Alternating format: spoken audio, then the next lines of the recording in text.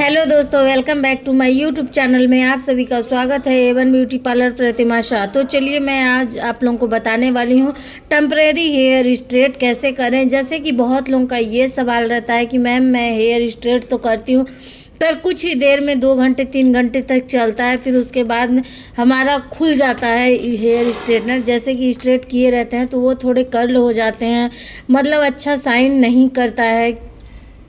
तो आप लोगों को आज मैं ऐसा हेयर स्ट्रेट बताने वाली हूँ कि जिसे आप कर तो लेंगी, जब तक हेयर वॉश नहीं करेंगी तब तक आपका स्ट्रेट हेयर रहेगा। ओके, तो ध्यान से देखिए और पूरे वीडियो में बने रहिए। और चैनल पे नए हैं तो चैनल को सब्सक्राइब कीजिए, लाइक कीजिए, शेयर कीजिए और कमेंट्स कीजिए। ओके, जो भी दिक्कत परेशानी हो तो कमेंट्स करके आप लोग बता सकते हैं। तो सॉरी इसके लिए कि मैं जल्दी से आप लोगों को रिप्लाई नहीं कर पाती हूँ। काफ़ी लोगों को मैं रिप्लाई नहीं कर पा रही हूँ, तो उसके लिए I am so sorry.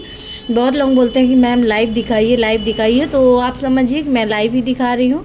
Okay, तो क्योंकि लाइव दिखाते समय इतना एक्सप्लेन नहीं कर पाती हूँ। ओके, तो आप लोग तो देख सकते हैं कि पहली बात तो आपका हेयर बहुत ही अच्छे से वॉश होगा। ओके, हेयर एकदम क्लीन रहेगा, अच्छा साफ रहेगा, तो ही आपका स्ट्रेट बहुत अच्छा से काम करेगा। ओके, तो पहली बात तो ये, तो जैसे कि हेयर जब ज़्यादा क्लीन रहता है, बहुत अच्छे से क्लीन रहता है, तो क्या होता है कि हमारा तो आपका हेयर तो बहुत अच्छा क्लीन होना चाहिए। 2 शैम्पू अच्छे से कर लीजिए, प्लस कंडीशनर उसमें ज़रूर यूज कीजिएगा। कंडीशनर या हेयर मास्क यूज कीजिएगा। ओके, तो देखिए अगर आप पतली पतली सेक्शन लेके, जैसे कि मैं सेक्शन छोटा छोटा पतला पतला सेक्शन लेके मैं कर रही हूँ ना, तो अगर आप सेक्शन बाय सेक्शन आप स्ट्रेट करते हो, और मेन पॉइंट ये है कि आप जब भी स्ट्रेट करें तो क्या करना है आपको कि स्ट्रेटनर जब भी करते हैं ना, तो उस स्ट्रेटनर को थोड़ा हल्का,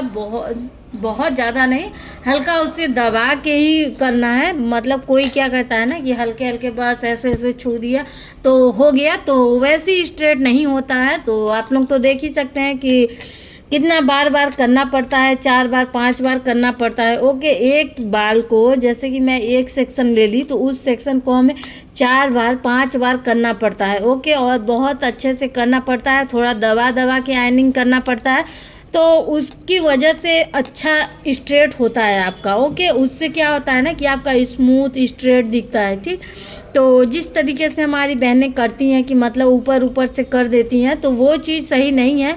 तो अभी आप लोग नोटिस कीजिए और देखिए। अभी तो मैं आपको लास्ट में बताने वाली हूँ एक चीज़ कि कैसे करें कि सही तरीका क्या होता है। ओके, तो अभी तो आपको करने का सही तरीका तो दिख ही रहा है कि इस तरीके से ही स्ट्रेट करें, जैसे कि परमानेंट स्ट्रेट करें। तो उसका भी मैं वीडियो बनाऊंगी। एक्चुअली मैं अभी तो नहीं बना पा रही हूँ क्योंकि मैं थोड़ा बिजी रहती हूँ, और आप लोग तो जानते ही हैं कि मैं कितना ज़्यादा बिजी रहती हूँ।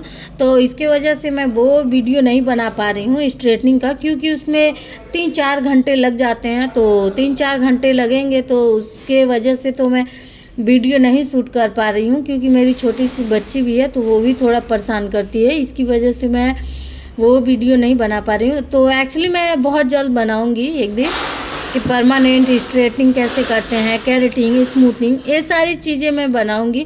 आप लोगों का जैसा कमेंट्स रहा, जैसा प्यार रहा, तो उसके हिसाब से मैं आगे वीडियो आप लोगों को बनाती रहूँगी। ओके, तो अभी तो ये चीज़ देखिए कि हमें कितने अच्छे से सॉफ्टली तरीके से, और कॉम तो हमेशा लगे ही रहना चाहिए। ओके, बाल में कॉम लगे रहना चाहिए। क्या है कि बाल में जब कॉम लगा रहता है ना, तो हमारा वो प्रोफेशनल तरीका दिखता है, और प्लस कि हमें बहुत ज़्यादा सपोर्ट करता है कि हेयर इधर उधर ना जाए, स्ट्रेट रहे। ओके, और हाथ में थोड़ा हीट ना लगे, क्योंकि हीट तो रहता है भाई, अगर हाथ में लगेगा तो हाथ तो थोड़ा जलेगा ना, हीट लग जाएगा। तो क्या होता है कि हमें कॉम के सहायता से ही करना है। ओके, तो अभी तो आप लोगों को लग रहा होगा कि अरे 5 मिनट में तो हो जाएगा। एक्चुअली 5 मिनट में नहीं हो सकता। ठीक है, तो ये मैम को तो काफ़ी थोड़ा लेट हो रहा था। ओके, तो मैं थोड़ा तो फास्ट कर रही हूँ, पर फास्ट करने के बावजूद भी मैं इतने अच्छे से कर रही हूँ कि हाँ 2 दिन 3 दिन तक टिके। ओके,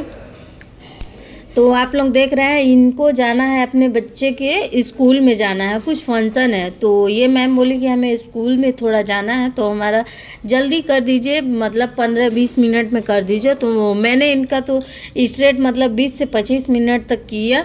तो आप लोग तो देख ही रहे हैं अभी हाल फिलहाल में। ओके, तो आप लोग पूरे वीडियो में बने रहिए। और तो और मैं बता देना चाहती हूँ कि एक बार जब आप आयनिंग लगाइए हेयर में तो क्या कीजिए, पूरा एंड तक ले जाके ही छोड़िए। कोई क्या करता है ना कि बीच में छोड़ देता है, बीच में छोड़ देता है, तो बीच में हमें छोड़ना बिल्कुल भी नहीं है। और एक बात ध्यान दीजिएगा कि आप लोग कभी भी आयनिंग लगा के ना, मतलब चुपचाप एक ही जगह पकड़ के कभी मत रखिएगा। एक्चुअली तो ये सब बातें तो सबको पता है, क्योंकि जो घर पे स्ट्रेट कर रहा है उसे भी पता है कि एक जगह रखेंगे तो जल जाएगा। जैसे कपड़ा प्रेस करते हैं, तो अगर कपड़ा प्रेस करते समय अगर एक जगह रख देंगे तो कपड़ा भी तो जलेगा ही जलेगा। ओके, तो ये सब चीज़ें तो आप लोगों को पता ही है कि हाँ, एक जगह रखने से, ज़्यादा टाइम तक रखने से जल जाता है। ठीक, तो मतलब क्या है कि आप पतली पतली सेक्शन को लीजिए और पतले पतले सेक्शन लेके फिर कीजिए। और ये तरीका अगर आप अपनाएंगे ना तो हाँ, ये 100% है कि आप जब तक हेयर वॉश नहीं करती हैं तब तक आपका हेयर स्ट्रेट रहेगा। ओके, तो जैसे कि आप लोगों को बहुत सारे कमेंट्स आते हैं, जैसे कि हमारे पास भी कोई कस्टमर आती हैं तो क्या बोलती हैं कि मैम मैं उस बार हेयर स्ट्रेट करवाई थी कहीं और से पिछले बार, तो क्या हुआ था ना कि 1-2 घंटे में मेरा पूरा कर्ल हो गए थे। जैसे कि किसी का बेबी कर्ल होता है तो क्या होता है कि, तो बेबी कर्ल क्या होता है कि बहुत जल्दी वो कर्ल होने लगता है। ओके, तो बेबी कर्ल को तो और टाइमिंग दे के करना पड़ता है। एक्चुअली ये मैम का तो देख ही सकते हैं आप लोग कि इनका हेयर तो एक्चुअली स्ट्रेट ही है। ओके, तो इसमें स्मूथ नहीं है, थोड़ा शाइन नहीं है, थोड़ा रफ और रूखा रूखा दिख रहा है। इसकी वजह से मैं स्ट्रेट कर रही हूँ इनका, तो इसकी वजह से स्ट्रेट कर रही हूँ, तो मतलब स्मूथ भी दिखे, शाइन भी दिखे, इसलिए क्या करते हैं दबा दबा के अच्छे से करना होता है। ओके तो जो बेबी हेयर होते हैं ना, तो जब बेबी हेयर हमारे होते हैं तो क्या होते हैं कि वो मुड़े जाते हैं बार बार। तो हमें क्या करना होता है कि एकदम पतले पतले सेक्शन लेके, जिस तरीके से ये कर रही हूँ ना, तो मैं 2 बार 3 बार 4 बार कर रही हूँ, तो उसे 5 बार 6 बार करिए और बहुत ही अच्छे से आप पतले पतले सेक्शन लीजिए। ऐसा इतना मोटा सेक्शन नहीं चाहिए। ओके, जैसे कि हम परमानेंट स्ट्रेट करते हैं ना तो उसमें पतला पतला लेते हैं, तो उसी तरीके से हम क्या करते हैं कि जितना पतला पतला सेक्शन लेके करेंगे ना तो उतना ही अच्छा हमारा बेबी हेयर स्ट्रेट होगा। ओके, तो जो बेबी हेयर्स होते हैं बहुत सारे कर्ली कर्ली कर्ली कर्ली होते हैं ना, तो उनमें काफ़ी टाइमिंग भी होता है और बहुत मेहनत भी होता है। ओके, तो जैसे कि हमारी कस्टमर आ गई तो बोलती है अरे इतना ज़्यादा ले रही हैं आप, 400-500 ले रही हैं, बहुत ज़्यादा है। ओके, तो देखिए बहुत ज़्यादा तो नहीं है, उसमें मेहनत भी हमारा है। ओके, तो आप अगर देखेंगी तो मेहनत देखेंगी तो आपको लगेगा कि हाँ देना सही है। ओके, तो हमारा वो मेहनत, जैसे कि आप आधे घंटे में वो बेबीज़ हेयर नहीं होंगे। ओके, क्योंकि जब तक वॉश नहीं करेंगी तब तक आपका स्ट्रेट रहेगा। और एक्चुअली आपके हेयर्स में पानी नहीं पड़ने चाहिए, अगर पानी पड़ता है तो भी आपका हेयर बेबीज़ हो सकते हैं। ओके, तो देखिए ये टेम्परेरी हेयर स्ट्रेट का मैं बता रही हूँ, परमानेंट का स्ट्रेट का नहीं बता रही हूँ। तो ये चीज़ें अगर आप अप्लाई करते हो तो ये बेस्ट, बहुत अच्छा रिजल्ट देने वाला है। ओके, बेस्ट तरीका है, बहुत अच्छा तरीका है। ये चीज़ें बहुत लोग अपनाते हैं और बहुत लोग नहीं अपनाते हैं। ओके, तो ये एक बात तो आप हमेशा याद रखिएगा कि हम कस्टमर से भी बोलना चाहेंगे कि कभी भी पार्लर में जाइए तो टाइमिंग निकाल के जाइए और टाइमिंग लेके जाइए। ओके, तो जैसे कि अगर आपका बेबीज हेयर है तो क्या करती हैं आप लोग, अरे 15 मिनट का टाइम है और चले जाती हैं पार्लर, है ना। तो क्या होता है कि पार्लर में बोलेंगी अरे मेरे पास तो 15 मिनट ही है, आप 15 मिनट में एक्चुअली कर दो। ओके, तो देखिए उसमें तो लग जाते हैं, मतलब 40 मिनट तो लग ही जाते हैं। पतले पतले सेक्शन लेके करने होते हैं और थोड़ा हार्डली हैंड से उसे करना पड़ता है, तो इसकी वजह से 40-45 मिनट लग जाते हैं। ओके, तो कभी भी ये मत बोलिए मैम 10 मिनट में कर दीजिए, क्योंकि मैम 10 मिनट में नहीं कर पाएंगी, क्योंकि हमें वो चीज़ें ना बहुत बारीकी से करना पड़ता है। ठीक, क्योंकि जो खाना बना रहा है तो भाई दाल बनेगा तो 10 मिनट तो लगेगा ही। अगर कोई बोलेगा कि 2 मिनट में बना दीजिए तो 2 मिनट में तो नूडल्स ही बन सकते हैं ना, मैगी ही बन सकते हैं, और तो कुछ नहीं बन सकता।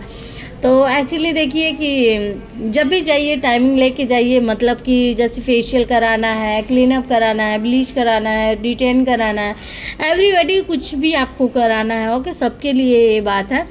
तो मतलब कुछ भी कराना है तो टाइमिंग थोड़ा निकाल के जाइए, अच्छे से जाइए। आप भी थोड़ा अच्छे से रिलैक्स कीजिए। हमारी जो जो भी कर रही हैं, स्टाफ कर रही हैं, ऑनर कर रही हैं, जो भी कर रही हैं, तो उन्हें भी थोड़ा रिलैक्सिंग फील हो कि हाँ आराम से करें। ओके, तो फिर अगर जल्दीबाजी में करते हैं तो शिकायतें हो जाती हैं कि नहीं अच्छा नहीं हुआ है, कि क्या नहीं हुआ है, क्या नहीं।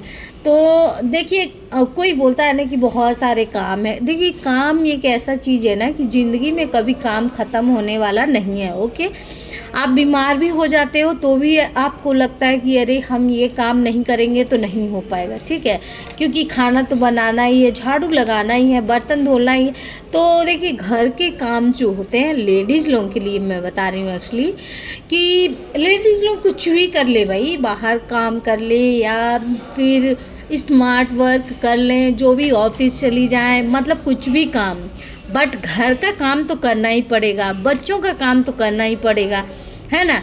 तो मैं भी देखिए अपना अपना पार्लर तो मैं खुद चला रही हूँ, ठीक है।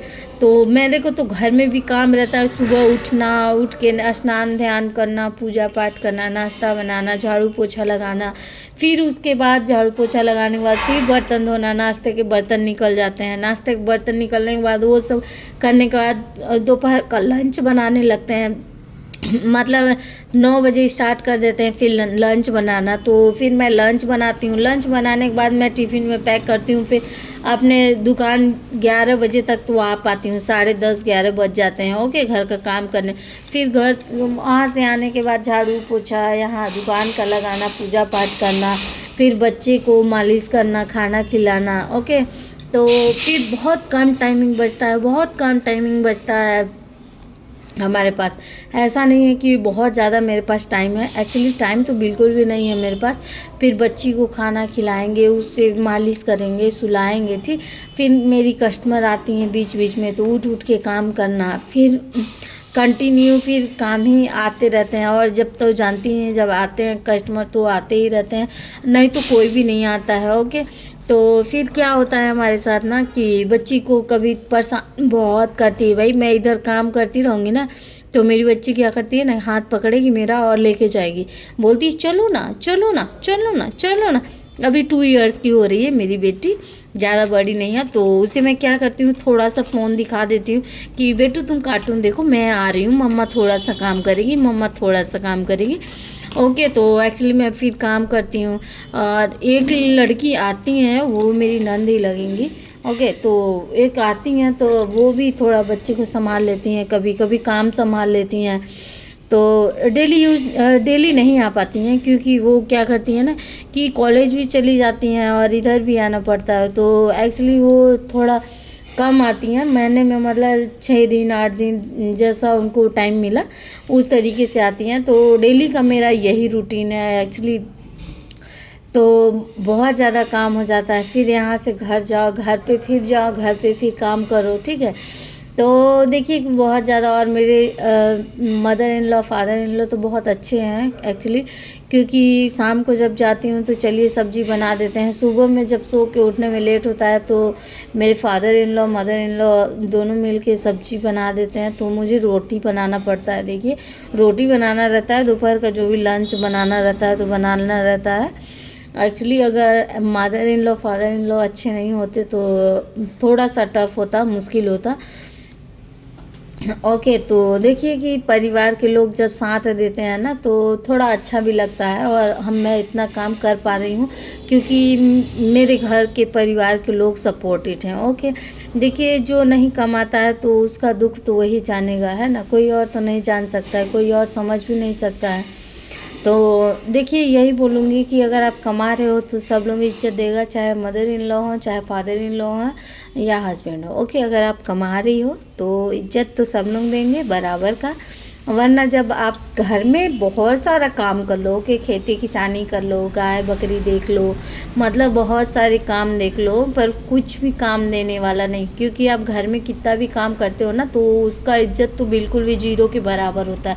अगर आप पूरा काम करके बैठो तो मदर इन लॉ को दिखेगा, सास लोगों को दिखता है कि यहाँ बैठी है, वो बैठी है, क्या करती है, कुछ नहीं करती, बैठती है। ओके, तो ससुराल में किसी को काम दिखता ही नहीं है। इसलिए मैं सभी लड़कियों से बस यही बोलना चाहूँगी कि सब लोग अपने अपने पैरों में खड़े हो जाइए, और जिसको इज्जत करना है करे, नहीं करना है कोई बात नहीं। हम कमा रहे हैं, हम खा रहे हैं, ओके, खुश हैं हम। तो अगर आप कमा रहे हैं तो सब लोग आपके तरफ आएगा। अगर आप नहीं कमा रहे हो, कुछ भी नहीं कर रहे हो, तो कोई भी साथ देने वाला नहीं है। तो मैं यही बोलूँगी कि घर के काम कभी ख़त्म नहीं हो सकते। ज़िंदगी लाइफ ख़त्म हो सकती है, बट घर का काम कभी ख़त्म नहीं हो सकता। तो घर के काम के साथ साथ आप ये भी मैनेज कीजिए, ये चीज़ें भी सीखिए और करिए। मैं यही बोलूँगी आप लोगों को। कभी किसी के तानों का मोहताज बिल्कुल भी मत होइएगा, और किसी के आगे हाथ फैलाने के लिए काबिल इतना मत रहिएगा कि हाँ किसी के सामने मुझे हाथ फैलाना पड़ रहा है। ओके, इतना काबिल हो जाइए कि आप खुद कमाइए। ओके, तो कोई मदद मांगे तो कर दें, हम किसी से मदद ना मांगे, ठीक है। तो ये चीज़ें होनी चाहिए, ठीक है, सबके अंदर होनी चाहिए। मैं ये नहीं बोलती कि किसी के अंदर नहीं होनी चाहिए। तो यही बोलूँगी कि ससुराल में ये चीज़ें होती हैं। जिसकी शादी नहीं हुई है तो उसे तो बहुत प्यारा लगेगा ससुराल, कि चलिए बहुत प्यारा ससुराल होता है। बट एक्चुअली ये सच बात है कि जब ससुराल पहुंचते हैं लोग तो 6 महीने साल भर बाद सबके रंग सामने आते हैं। ओके, तो वही बोला गया है, सही बोला गया है कि शादी का लड्डू एक ऐसा चीज़ है जो खाता है वो भी पछताता है, और जो नहीं खाता है वो भी पछताता है। तो एक्चुअली जब मेरी शादी नहीं हुई थी तो मुझे लगता था कि मेरी शादी नहीं हो रही है, हो जाए। ओके, तो एक्चुअली अब तो हो चुकी है, बच्ची भी हो गई है, तो अब लगता है कि शायद मैं शादी नहीं की होती।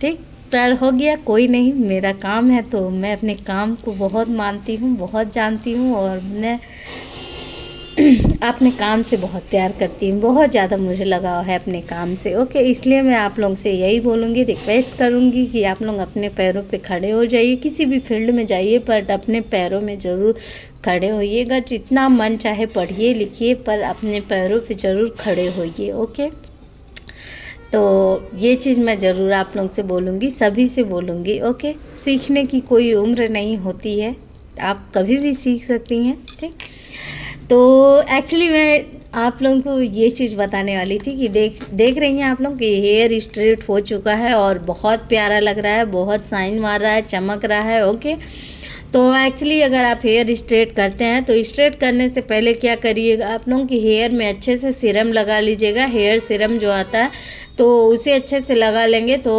एकदम स्मूथ लाइटली आएगा हेयर स्ट्रेटनर। ओके, तो इनका हेयर थोड़ा थोड़ा कट करना था, तो देख सकती हैं आप लोग कि इनका हेयर थोड़ा थोड़ा मैं कट कर रही हूँ, क्योंकि इनका हेयर जो है ना तो थोड़ा तिरछा लगता है। जैसे कि पूरा स्ट्रेट करने के बाद समझ में आता है कहाँ छोटा है कहाँ बड़ा है।